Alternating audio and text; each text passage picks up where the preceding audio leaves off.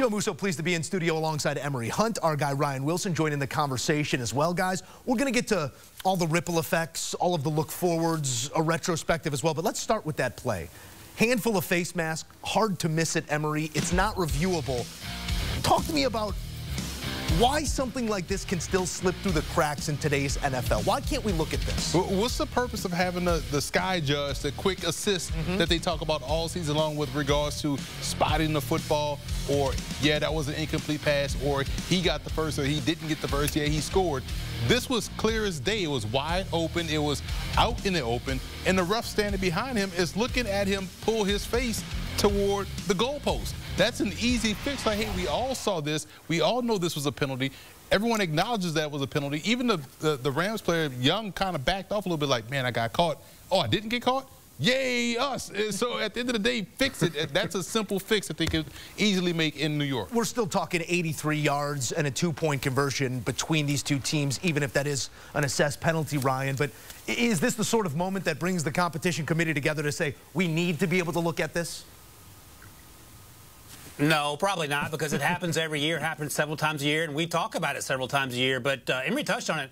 Byron Young put his hands to his head, and at first, and you'll see it here, it looks like he's celebrating, but I think he's going, okay, I just gave them a new set of downs. Hands go to the head. Oh, boy, what did I do? And his teammate's like, don't worry about it. No one threw a flag, and as Emory noted, the official's staring right at him.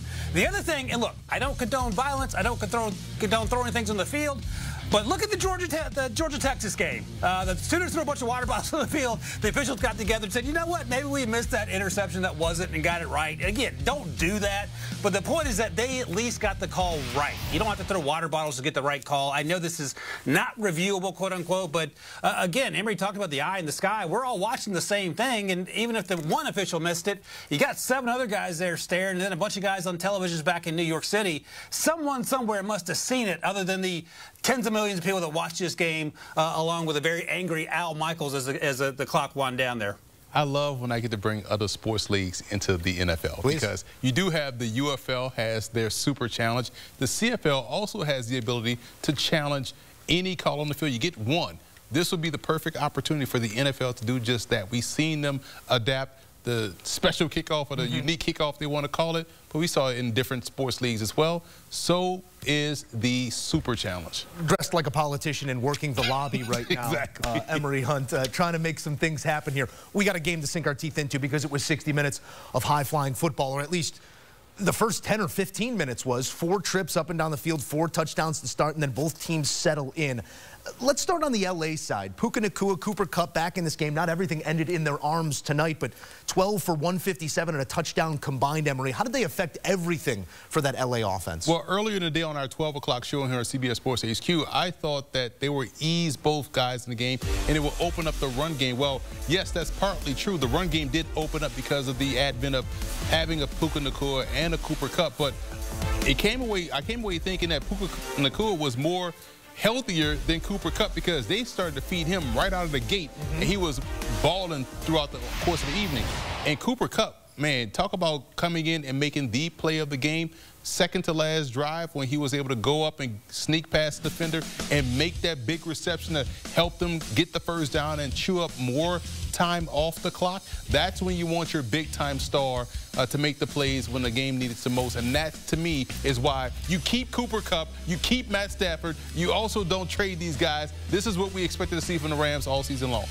Ryan, it's hard to overstate what this moment meant for the LA Rams. I mean, you're talking about a potential fire sale of the core of what was a Super Bowl team. You're then looking at a 37-year-old quarterback next year. What did this 60 minutes mean for the season ahead? 3-4 now, staring down a divisional opponent. Could be at the top of the division by the end of next week. Terrible news for the Steelers. I'm a Steelers fan, and I was hoping Cooper Kupp would be flying east. But to your point, they win this game. They now have 3 wins. Don't forget, a year ago, they were 3-6.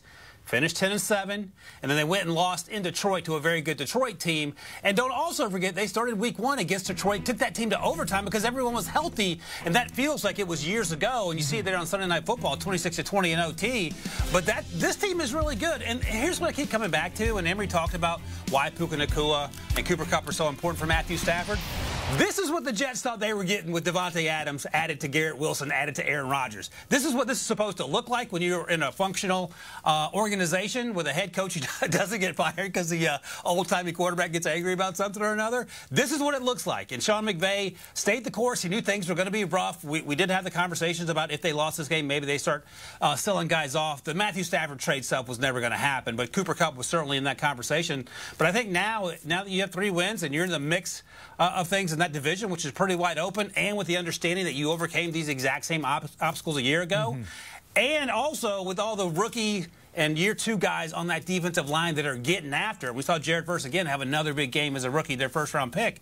There's all the reason to keep this group together and see what happens going forward, because this is a really good football team when they're healthy. I think there were 2, if not 3, ricochet shots in there. I'd like to levy some criticism to one of those 2 football teams that were on the field tonight. 64 rushing yards for Minnesota against a rushing defense that was giving up $150+ per game. Where did you see the inefficiency there, and how has your opinion of Minnesota changed, if at all, over these last 5 days? A couple of things, Joe, and that's a great question, because we saw Darisaw go out, and prior to him going out, we saw the Rams start to get a little bit more pressure on Sam Darnold.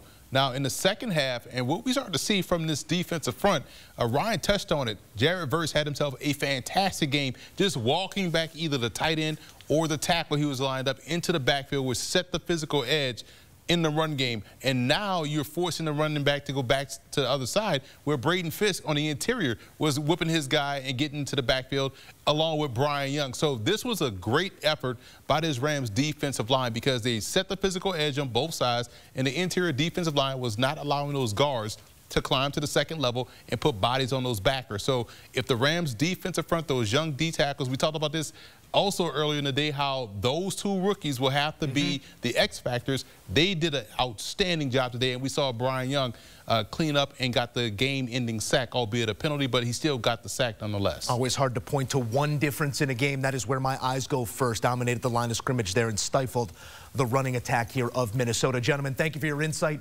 as always, as we take a look at that impact. The boys are back. Did we just become best friends?